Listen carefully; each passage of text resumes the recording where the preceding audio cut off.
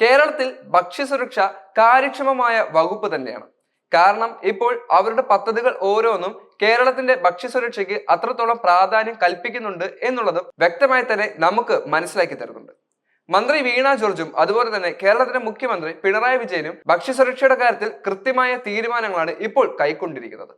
കാരണം നിരവധി വകുപ്പുകളിലായി ഏകദേശം കോടികളുടെ പിഴയാണ് ഭക്ഷ്യസുരക്ഷയ്ക്ക് ഇപ്പോൾ ലഭിച്ചുകൊണ്ടിരിക്കുന്നത്. നമ്മൾ കഴിക്കുന്ന ഇല്ലെങ്കിൽ നമുക്ക് ലഭിക്കുന്ന പച്ചക്കറികൾ ഉൾപ്പെടെ ഹോട്ടലുകളിൽ നിന്ന് മേടിക്കുന്ന ആഹാര സാധനങ്ങളിൽ വരെ ഇപ്പോൾ വിഷം കലർത്തുന്നത് നമ്മൾ അറിയുന്ന ഒരു കാര്യം തന്നെയാണ്. എന്നിട്ടും നമ്മൾ ഇതെല്ലാം മേടിച്ച് കഴിക്കുകയും ചെയ്യുന്നുണ്ട്. എന്നാൽ ഇതിന് സർക്കാരിൽ നിന്ന് ചെയ്യാൻ പറ്റുന്നത് എന്താണെന്നുള്ളത് നമ്മൾ ഇപ്പോൾ മനസ്സിലാക്കി കഴിയുകയാണ്. കാരണം അതുപോലെയുള്ള പുതിയ തരത്തിലുള്ള പിഴകളും അതുപോലെ തന്നെ പല രീതിയിലുള്ള മാറ്റങ്ങളും ഭക്ഷ്യസുരക്ഷാ ഉദ്യോഗസ്ഥർ ഇപ്പോൾ നടപ്പിലാക്കി കഴിഞ്ഞു. മന്ത്രി വീണ ജോർജിന്റെ നേതൃത്വത്തിൽ വലിയൊരു സംഘടന തന്നെ ഇപ്പോൾ നിലനിൽക്കുന്നുണ്ട്. അവരുടെ പല തീരുമാനങ്ങളും അതുപോലെ തന്നെ പരിശോധനകളും ഇത്തരത്തിൽ വിഷം വിളമ്പുന്ന മേശകളെ ഇല്ലാതാക്കാൻ സഹായിച്ചു. അതിന്റെ അനന്തരഫലമായിട്ടാണ് ഇപ്പോൾ കോടികളുടെ വരുമാനം ഖജനാവിലേക്ക് നിറഞ്ഞതും എന്ന് വേണേൽ പറയാം. കാരണം അത്രത്തോളം പിഴ ഇതുപോലുള്ള ഹോട്ടൽ ഉടമകളിൽ നിന്നും പച്ചക്കറി മാർക്കറ്റുകളിൽ നിന്നും പിടിച്ചെടുക്കാൻ സാധിച്ചു. വിഷം നൽകുന്ന പച്ചക്കറികളും ആഹാര സാധനങ്ങളും നമുക്ക് വേണ്ട എന്ന തീരുമാനം നമ്മൾ എപ്പോൾ സ്വീകരിക്കുന്നുവോ അന്ന് തൊട്ടാണ് നമ്മുടെ ആഹാര മേശകളിൽ വിഷമില്ലാത്ത പച്ചക്കറികളും ആഹാര സാധനങ്ങളും എത്തുന്നത്. അതിനുവേണ്ടി നമ്മൾ മാത്രമല്ല നമ്മുടെ സർക്കാരും കൂടെയുണ്ട് എന്നുള്ളത് ഇവരുടെ പരിശോധന ഫലത്തിലൂടെ മനസ്സിലാക്കാൻ സാധിക്കും. മുഖ്യമന്ത്രിയുടെ തീരുമാനത്തിലൂടെ ഭക്ഷ്യസുരക്ഷ കൃത്യമാക്കുന്നതിന് വേണ്ടിയും അതുപോലെ തന്നെ മണ്ണിലിറങ്ങി പണിയെടുക്കുന്നതിന് വേണ്ടിയുള്ള ഒരു ആഹ്വാനം കൂടി നമുക്ക് തരുന്നുണ്ട്. വിഷം വിളമ്പുന്ന പച്ചക്കറികളും ഹോട്ടൽ ഉടമകളും എന്തിനാണ് അവരുടെ ആരോഗ്യം വർദ്ധിപ്പിക്കുന്നതിന് വേണ്ടിയാണോ അതോ കാശ് വർദ്ധിപ്പിക്കുന്നതിന് വേണ്ടിയാണോ ഇങ്ങനെയെല്ലാം ചെയ്യുന്നത് എന്നും കൂടെ നമ്മൾ ചിന്തിക്കണം. കാരണം നമ്മൾ മേടിക്കുന്നത് കൊണ്ട് തന്നെയാണ് അവർ ഈ തെറ്റുകളെല്ലാം ചെയ്യുന്നത്. ഇത്തരത്തിൽ വിഷം വിളമ്പുന്ന ഹോട്ടലുകളെയും അതുപോലെ തന്നെ മാർക്കറ്റുകളെയും ഇല്ലാതാക്കേണ്ടത് അത്യാവശ്യമാണ്. അതിന് നമ്മൾ ഓരോരുത്തരും ശ്രമിക്കണം. കാരണം കേരളത്തിൽ വർദ്ധിച്ചു വരുന്ന ഇത്തരത്തിലുള്ള വിഷം നൽകുന്ന പച്ചക്കറികളും ക്യാൻസർ പോലുള്ള വലിയ അസുഖങ്ങൾക്ക് കാരണമായി മാറിയിട്ടുണ്ട്. അതുകൊണ്ട് ഇതിനെല്ലാം ഒരു തിരുത്തൽ അല്ലെങ്കിൽ നടപടി സ്വീകരിക്കേണ്ടത് നമ്മുടെ കൂടെ ഉത്തരവാദിത്തമാണ്.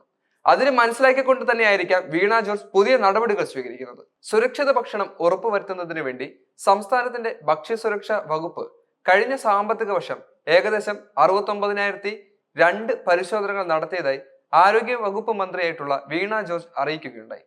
എല്ലാ ജില്ലകളിൽ നിന്നായി ഏകദേശം 5.4 കോടി രൂപ വിവിധ കാരണങ്ങളാൽ പിഴ ഇനത്തിൽ ഈടാക്കുകയും ചെയ്തു. 20,394 പുതിയ ലൈസൻസും 2,12,436 പുതിയ രജിസ്ട്രേഷനും നൽകി കഴിഞ്ഞു. ലൈസൻസിലും രജിസ്ട്രേഷനിലും 20% വർധനവും ഉണ്ടായിട്ടുണ്ട്. ഇവയെല്ലാം സർവകാല റെക്കോർഡുകളാണ്. കർശന പരിശോധനയുടെയും നടപടികളുടെയും ഫലമായാണ് ഇതെല്ലാം ഉണ്ടായിരിക്കുന്നത്. ഭക്ഷ്യസുരക്ഷാ സ്ക്വാഡുകൾക്ക് പുറമെ സമഗ്രമായ പരിശോധനകൾ നടത്തുന്നതിന് വേണ്ടി രൂപീകരിച്ച സ്പെഷ്യൽ ടാസ്ക് ഫോഴ്സിന്റെ നേതൃത്വത്തിലും പരിശോധനകൾ നടന്നു വരികയാണ്. 49,503 സാമ്പിളുകൾ വിവിധ സ്ക്വാഡുകളുടെ നേതൃത്വത്തിൽ ശേഖരിച്ചു കഴിഞ്ഞു. കഴിഞ്ഞ വർഷം 972 അഡ്ജുഡിക്കേഷൻ കേസുകളാണ് ഫയൽ ചെയ്തിരിക്കുന്നത്. 896 പ്രോസിക്യൂഷൻ കേസുകളും ഫയൽ ചെയ്തു. 7,689 റെക്ടിഫിക്കേഷൻ നോട്ടീസുകളും 1,080 ഇംപ്രൂവ്മെന്റ് നോട്ടീസുകളും നൽകി. ഭക്ഷ്യ സംരംഭങ്ങൾക്ക് ഭക്ഷ്യസുരക്ഷ സംബന്ധമായ വിഷയങ്ങളിൽ അടിസ്ഥാന വിവരങ്ങൾ നൽകുന്നതിന് സംസ്ഥാന വ്യാപകമായി 1,124 ട്രെയിനിങ് സംഘടിപ്പിക്കുകയും അതുവഴി 42,600 വ്യക്തികൾക്ക് പരിശീലനം നൽകി കഴിയുകയും ചെയ്തു. ഭക്ഷ്യസുരക്ഷയിൽ മികച്ച പ്രവർത്തനം നടത്തുന്നതിന് ദേശീയ ഭക്ഷ്യസുരക്ഷാ സൂചികകളിൽ കേരളം 1ാം സ്ഥാനത്ത് നിലനിൽക്കുകയും ചെയ്യുന്നുണ്ട്. എല്ലാ ജില്ലകളിലും സഞ്ചരിക്കുന്ന ഭക്ഷ്യപരിശോധന ലാബുകളിലുള്ള ആദ്യ സംസ്ഥാനമായി കേരളം മാറിക്കഴിഞ്ഞു. രാജ്യത്താദ്യമായി എല്ലാ ഭക്ഷ്യസുരക്ഷാ ലാബുകൾക്കും NABL അക്രഡിറ്റേഷൻ ലഭ്യമാക്കുകയും ചെയ്തു. എല്ലാ ഭക്ഷണവും നാടിന്റെ അവകാശവും ക്യാമ്പയിനും വിവിധ സ്പെഷ്യൽ ഡ്രൈവുകളും ആവിഷ്കരിച്ച് നടപ്പിലാക്കി. Clean street food hub, hygiene rating, eat right campus, eat right station, clean fruits and vegetables market, ഉപയോഗിച്ച എണ്ണ തിരിച്ചെടുക്കുന്ന റൂക്കോ പദ്ധതി എന്നിവയും നടപ്പിലാക്കി കഴിഞ്ഞു.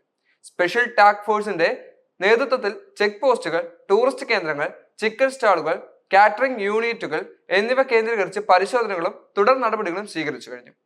തിരുവനന്തപുരം, എറണാകുളം, കോഴിക്കോട്, മലപ്പുറം ജില്ലകളിൽ FSSAI മാനദണ്ഡ പ്രകാരം മോഡേണൈസേഷൻ ഓഫ് സ്ട്രീറ്റ് ഫുഡ് എന്ന പദ്ധതി വിജയകരമായി നടപ്പിലാക്കി വരുന്നു. തിരുവനന്തപുരത്ത് അത്യാധുനിക സൗകര്യങ്ങളോട് കൂടിയ മൈക്രോബയോളജി ലാബ് സജ്ജമായി. പത്തനംതിട്ടയിൽ പുതിയ ലാബിന്റെ നിർമ്മാണം അന്തിമഘട്ടത്തിലാണിപ്പോൾ.